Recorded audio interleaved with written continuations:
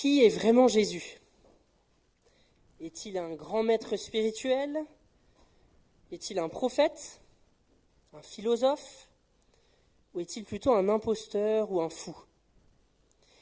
On a parfois l'impression que chacun pourrait choisir et que Jésus est finalement pour chacun ce qu'il choisit qu'il soit pour lui. Mais C.S. Lewis, un auteur que vous connaissez peut-être parce qu'il est celui qui a écrit les Chroniques de Narnia, mais il a écrit aussi bien d'autres livres, il a écrit une phrase qui m'a souvent marqué. Un homme, simplement homme, et qui prétendrait ce que Jésus a prétendu, ne pourrait pas être un grand maître spirituel. Ce serait un fou ou un imposteur. À chacun de juger. Soit Jésus était et est le Fils de Dieu, soit c'était un fou ou un imposteur. Ne nous bornons pas à déclarer pompeusement qu'il était un grand humaniste. Jésus ne nous a pas laissé cette alternative. Fin de la citation.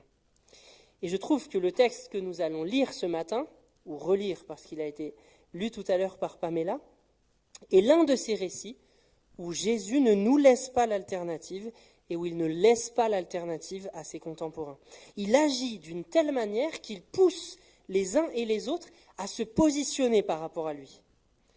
Mais il est intéressant, et on va revenir dessus tout à l'heure, que même ceux qui reconnaissent sa royauté et qui proclament sa royauté lorsqu'il arrive à Jérusalem n'ont pas nécessairement bien compris qui il était. Je vous invite à relire avec moi l'entrée donc de Jésus à Jérusalem dans l'évangile de Marc au chapitre 11, les versets 1 à 11. Évangile de Marc, chapitre 11, les versets 1 à 11.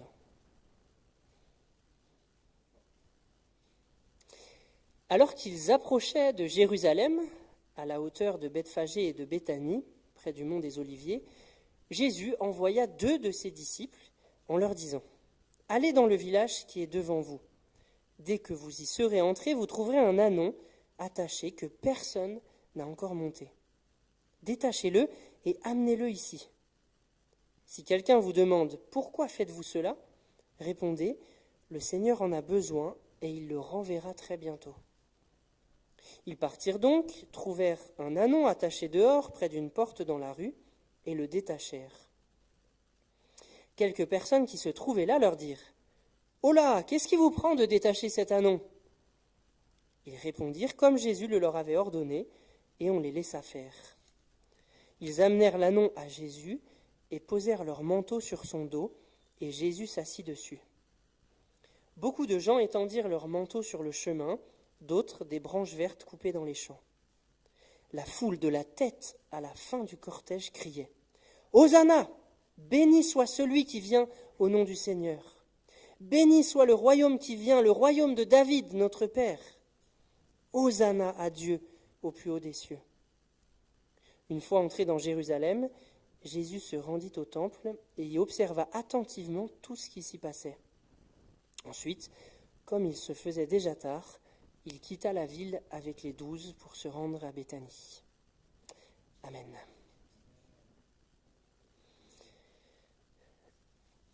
Dans ce texte, dans cette scène, Jésus pousse les uns et les autres à se positionner par rapport à lui. Il choisit de ne pas s'approcher et entrer à Jérusalem de manière discrète. Il y avait une foule qui allait à Jérusalem en pèlerinage. Il aurait pu se fondre dans la foule et rentrer discrètement, mais non. Il choisit d'envoyer 2 de ses disciples chercher un ânon pour entrer comme un roi dans Jérusalem. À travers ce texte, à travers cette mise en scène de son entrée dans la ville sainte, Jésus prétend être roi. Il veut entrer à Jérusalem sous les traits du roi prophétisé en Zacharie 9. Il envoie 2 de ses disciples chercher un ânon pour le monter lors de son arrivée à Jérusalem. Il montre par là qu'il veut accomplir la prophétie de Zacharie 9. Et j'aimerais qu'on la relise ensemble et on va aller un petit peu plus loin que le verset 9 qui a été aussi lu tout à l'heure pour qu'on se rende bien compte de ce que prétend Jésus, de qui il prétend être en entrant à Jérusalem sous les traits de ce roi prophétisé. On va juste lire Zacharie 9, les versets 9 à 11. Le prophète avait écrit de la part de Dieu, tressaille d'allégresse aux communautés de Sion, pousse des cris de joie aux communautés de Jérusalem, car ton roi vient vers toi, il est juste et sauvé, humilié, monté sur un âne, sur un ânon, le petit d'une ânesse. Je ferai disparaître du pays d'Éphraïm tous les chariots de guerre, et de Jérusalem les chevaux de combat. L'arc qui sert pour la guerre sera brisé.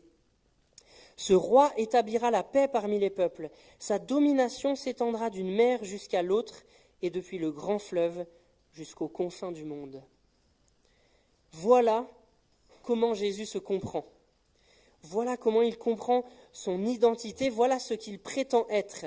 Et la prophétie montre que Jésus prétend être non seulement le roi du peuple juif dont il est issu, pousse des cris de joie au Jérusalem, car ton roi vient vers toi, mais il se prétend être également le roi de toutes les nations, puisque la prophétie continue, ce roi rétablira la paix parmi les peuples, sa domination s'étendra jusqu'aux confins du monde.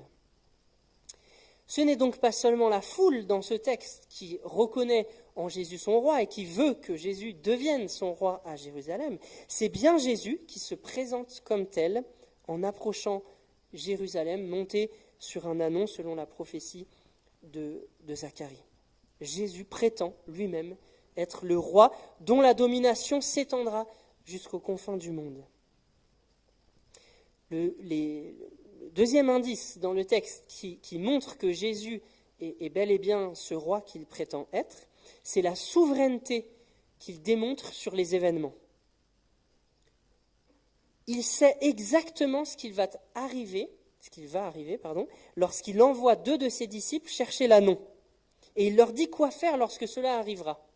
Alors quand Jésus parle, on a l'impression que c'est juste une éventualité. Il dit, si l'on vous demande ce qui va arriver, si on vous demande pourquoi vous détachez cet ânon, voilà ce que vous direz. Mais on se rend compte après que ce n'était pas juste une éventualité, Jésus savait que ça allait arriver, puisque lorsque les disciples vont trouver l'ânon et le détachent, il se passe exactement ce que Jésus avait prévu. Et c'est d'autant plus impressionnant que quelques jours plus tard seulement, il va se reproduire une scène très similaire. Jésus va renvoyer 2 de ses disciples, non pas cette fois-ci pour aller détacher un ânon, mais pour préparer le lieu où il vivra sa dernière Pâque avec ses disciples. Et la scène est quasiment similaire. Il envoie 2 de ses disciples, il leur dit ce qui va se passer, il leur dit ce qu'on va leur demander aux 2 disciples, il leur dit ce qu'ils vont devoir répondre, et tout se passe comme Jésus l'avait dit. En fait, à travers ces 2 préparations, la préparation de son entrée à Jérusalem avec le détachement de l'ânon, et puis la préparation de sa dernière Pâque quelques jours plus tard, Jésus révèle qu'alors qu'il entre dans la dernière semaine de sa vie terrestre et qu'il va être mis à mort par les autorités juives et romaines, Jésus montre qu'il n'est pas pris au dépourvu. Il n'est pas pris par surprise par les événements et malgré les apparences, il est souverain sur ce qui arrive. C'est quand même incroyable. C'est la semaine où il va souffrir, où il va le plus souffrir de sa vie terrestre, la semaine qui va le mener à sa crucifixion. Mais Jésus montre que malgré les apparences, il est souverain sur ce qui arrive et que c'est lui qui a la maîtrise des événements de cette semaine sainte. Et je crois qu'on peut se dire que s'il était souverain sur les événements de la semaine qui allait conduire à sa crucifixion, à combien plus forte raison est-il souverain sur les événements de nos vies à nous, aujourd'hui, alors que Jésus est maintenant entré dans sa gloire et qu'il siège sur le trône de Dieu dans le ciel. À combien plus forte raison n'est-il pas souverain sur tout ce qui nous arrive, sur les belles choses qui nous arrivent, mais aussi sur les choses plus malheureuses, plus tristes. Jésus est souverain et nous pouvons lui faire pleinement confiance parce qu'il n'est pas pris au dépourvu, parce qu'il sait, parce qu'il a la maîtrise des événements. Nous ne comprenons pas toujours pourquoi il laisse faire telle ou telle chose, mais nous pouvons être certains qu'il a la maîtrise des événements et que nous pouvons lui faire totalement confiance. Et comme je le disais en introduction, à travers cette entrée à Jérusalem sur un ânon, Jésus, donc en prétendant à cette royauté universelle sur toute la terre jusqu'aux confins du monde, Jésus invite les uns et les autres à se positionner face à lui. Comme le disait C.S. Lewis, Jésus ne nous laisse pas le considérer comme un simple maître spirituel. En entrant à Jérusalem sur un ânon, en faisant référence à cette prophétie de Zacharie 9, Jésus prétend être le roi dont la domination s'étend jusqu'aux confins du monde. Et nous sommes du coup situés face à cette question. Allons-nous placer notre confiance en lui ? Allons-nous reconnaître sa royauté, comme les disciples qui placent leur manteau sur l'ânon, en signe d'honneur, de reconnaissance ? Ou allons-nous être comme la foule qui place manteau et branches au sol pour dérouler comme un tapis rouge devant leur roi ? Cependant, et c'est ce que j'indiquais déjà en introduction, plusieurs indices dans le texte révèlent que la royauté de celui qui est monté sur un ânon est de nature quelque peu différente de ce à quoi on pourrait s'attendre, de nature quelque peu différente de ce à quoi la foule s'attendait. Il y a comme un décalage qui se crée entre l'attente de la foule qui veut faire de Jésus son roi et la manière dont Jésus comprend sa royauté. Il se crée une sorte de décalage que l'on voit dans le texte à travers 3 signes, me semble-t-il. Le premier signe, c'est l'ânon lui-même. Le fait que Jésus entre à Jérusalem sur un ânon et non sur un cheval de guerre montre 2 choses. Premièrement, cela montre que ce n'est pas par les armes que Jésus vient étendre sa domination jusqu'aux confins de la terre. La prophétie de Zacharie le disait très clairement, il va ôter de Jérusalem les chariots de guerre, briser l'arc, etc. Ce n'est pas par les armes. Jésus ne vient pas faire un putsch. Jésus ne vient pas, et c'est ce que la foule attendait à son époque, Jésus ne vient pas débouter l'occupant romain pour rendre à Israël son indépendance, pour redonner la gloire d'antan au royaume d'Israël, pour lui redonner la gloire qu'il avait à l'époque de David et de Salomon. Non, ce n'est pas ça que Jésus vient faire, et c'est pourtant cela que la foule attend. Et en arrivant à Jérusalem, monté sur un ânon, la deuxième chose que Jésus indique, c'est son humilité. Et là aussi, le prophète Zacharie le précisait bien, c'est humilié, c'est avec humilité, malgré sa prétention d'être le roi, dont la domination s'étendra jusqu'aux confins du monde, c'est avec humilité qu'il arrive et qu'il entre à Jérusalem. Et je crois qu'il y aurait là beaucoup à dire sur ce qu'est l'humilité, à partir du modèle de Jésus, de ce texte et d'autres. On peut déjà dire ici, à la suite de cette scène, que l'humilité ne consiste pas à refuser qui l'on est. Jésus se présente bel et bien comme le roi messianique annoncé par les prophètes. Il ne manque pas d'humilité en arrivant et en disant par ses gestes et ses paroles qu'il est le roi dont la domination s'étendra jusqu'aux confins du monde. Ce n'est pas incompatible avec l'humilité, parce que c'est ce qu'il est. Et l'humilité ne consiste pas à se désévaluer, à se sous-apprécier soi-même. Il ne refuse pas qui il est. L'humilité ne consiste même pas à refuser les hommages. Jésus accepte les hommages de la foule qui l'accueille. Et pourtant, le texte nous dit qu'il est humble en faisant cela. Mais plutôt, me semble-t-il, l'humilité, c'est, comme l'écrit l'apôtre Paul aux Romains au chapitre 12, l'humilité consiste à ne pas aller au-delà de ce que l'on doit prétendre. Ni en dessous de ce que l'on doit prétendre, ni au-delà de ce que l'on doit prétendre. Et à l'inverse de cela, à l'inverse du fait d'aller au-delà de ce que l'on doit prétendre, Paul nous invite à avoir une sage appréciation de soi-même, bien comprendre qui l'on est, ce dont on est capable, ce dont on n'est pas capable, selon la part, il ajoute, et je crois que c'est fondamental, selon la part que Dieu nous confie. Et l'humilité, au fond, c'est ça, c'est savoir qui l'on est, ne pas prétendre plus que ce que l'on est, mais pas moins non plus, et se rappeler que ce que l'on est, on l'est à cause de la part que Dieu nous confie. Et alors, il n'y a aucune raison de se vanter de qui l'on est, parce que nous sommes qui nous sommes à cause de la manière dont Dieu nous a créés, à cause des dons qu'il nous a accordés. Il ne s'agit donc ni de prétendre à plus, ni de se sous-apprécier. Et je crois que l'on confond souvent la sous-appréciation de soi-même et l'humilité. La sous-appréciation de soi-même n'est pas l'humilité. Jésus nous le montre dans cette scène où il vient humblement vers Jérusalem tout en prétendant qu'il est le roi dont la domination s'exercera jusqu'aux confins du monde. Donc ça, c'est le premier indice qui montre un décalage entre la compréhension de Jésus et la compréhension de la foule, le fait même qu'il soit sur un anon, avec l'éclairage que Zacharie 9 apporte sur cet anon. Deuxième indice, c'est une parole de la foule, qu'on trouve formulée comme ça que chez Marc. On ne retrouve pas la même formulation chez Matthieu ou chez Jean. La foule dit « Béni soit le royaume qui vient, le royaume de David, notre Père ». C'est peut-être un détail pour vous, mais pour moi, ça veut dire beaucoup. En formulant les choses ainsi, en parlant du royaume de David, notre Père, la foule montre, me semble-t-il, qu'elle ne comprend Jésus qu'uniquement comme un descendant de David. Et la foule veut accorder la royauté à Jésus parce qu'il est descendant de David et que la royauté en Israël revient aux descendants de David. Et ce qui me fait dire que ce n'est pas un détail, c'est que quelques jours après cette scène, Jésus va revenir sur cette compréhension qu'ils ont du Messie comme un descendant de David. Et il va essayer de leur faire voir les choses autrement. C'est au chapitre 12 de l'évangile de Marc, pour celles et ceux qui voudraient relire ça chez eux. Jésus va leur citer le psaume 110, qui est un psaume de David, et qui dit, entre autres choses, « Le Seigneur dit à mon Seigneur, viens siéger à ma droite. » Et il va demander à la foule, « Si donc David lui-même appelle le Messie Seigneur, comment celui-ci peut-il être son descendant ?»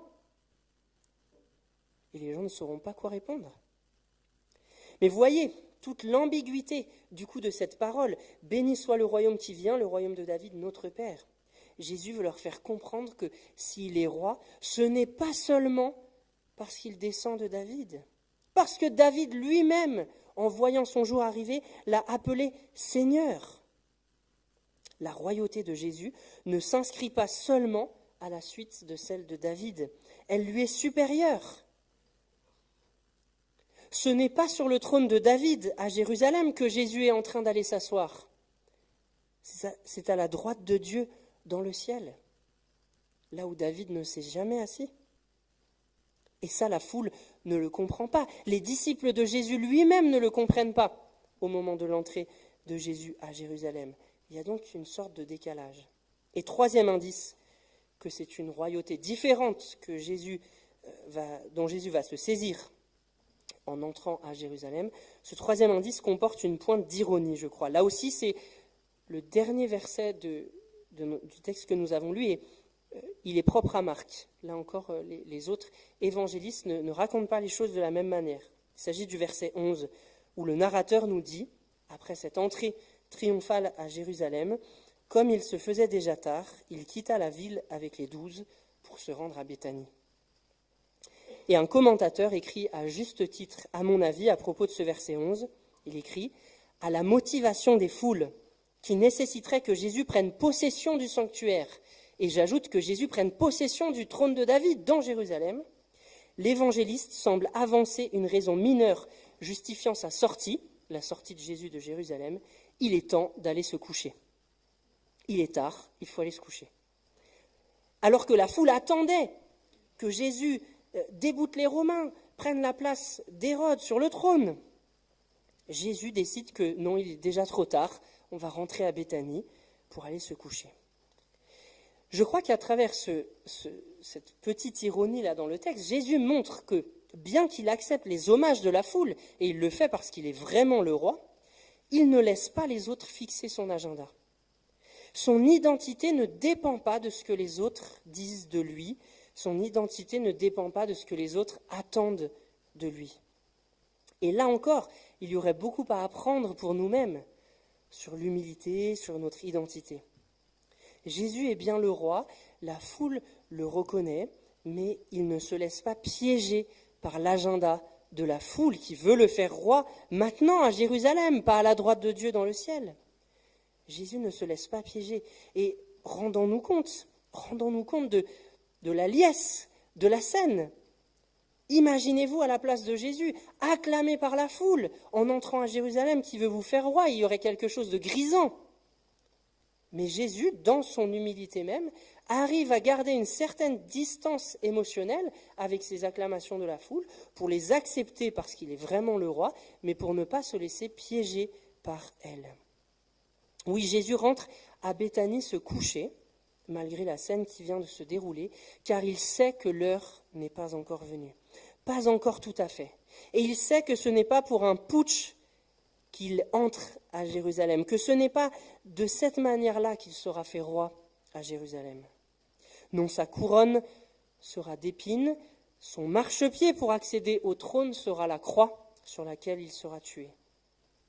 Et paradoxalement, c'est là, lors de sa crucifixion, ultimement, qu'il révélera pleinement qui il est et de quelle nature est sa royauté. Et les lecteurs attentifs de Zacharie le savent, le roi monté sur un ânon du chapitre 9 est vendu pour 30 cycles d'argent au chapitre 11 et transpercé au chapitre 12 du livre de Zacharie. Pourtant, et vous pourrez relire aussi ces chapitres de Zacharie si vous voulez creuser, pourtant en parlant de cette estimation à 30 cycles et de cette mise à mort du roi monté sur un ânon, l'Éternel dit en Zacharie que c'est lui-même, c'est l'Éternel lui-même qui a été estimé à 30 cycles d'argent et que c'est l'Éternel lui-même qui a été transpercé par le peuple. En entrant à Jérusalem monté sur un ânon, Jésus ne se présente pas seulement comme le roi des Juifs, mais comme le roi de l'univers, comme le représentant même de l'Éternel qui offre volontairement sa vie pour son peuple. Et face à une telle nouvelle, je crois que nous ne pouvons effectivement pas rester indifférents. Que nous soyons déjà chrétiens ou non, nous sommes confrontés à ce choix, à cette question ultime, certainement la question la plus fondamentale de nos vies. Soit nous refusons cette nouvelle, soit nous réorientons toute notre vie, sous tous ses aspects, sur cette annonce, sur l'Évangile dans sa forme la plus synthétique, Jésus est Seigneur. Amen. Je vous invite à un temps de silence pour recevoir les paroles qui ont été partagées ce matin.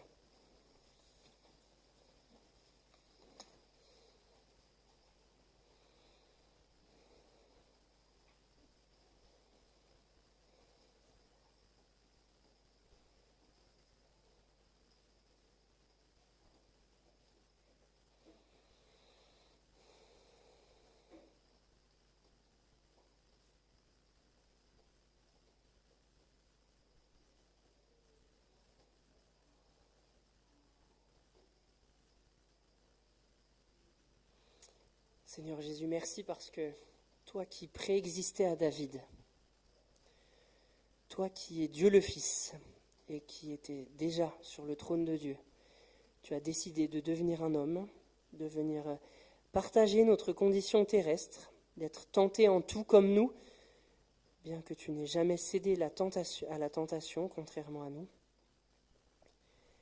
Tu as été tenté en toutes choses comme nous, tu as vécu comme nous la faim, la fatigue, le froid, le stress, l'angoisse même de la mort. Mais tu as choisi de traverser tout cela, d'être obéissant jusqu'à la mort sur la croix, pour que nous soyons pardonnés, pour que nous soyons réconciliés avec toi, et pour que tu établisses ton royaume, royaume qui s'étendra jusqu'aux confins du monde. Merci, oui, parce que tu as fait tout cela pour nous, et que c'est à travers ça que tu as été fait roi et Seigneur de l'univers. Merci parce que tu sièges, toi le Dieu homme, sur le trône de Dieu. Et merci parce que tu reviens pour établir pleinement ton règne dans ta nouvelle création. Nous te verrons face à face. Et ce jour-là, le deuil ne sera plus, les larmes ne seront plus, la maladie ne sera plus. Merci parce que dès à présent, tu nous as fait citoyens de ce royaume. Donne-nous de vivre en conséquence pour témoigner dans notre monde à celles et ceux qui ne sont pas encore entrés dans ton royaume, qu'un autre royaume est possible, qu'un autre royaume vient et que tu en es le roi et le Seigneur. Amen.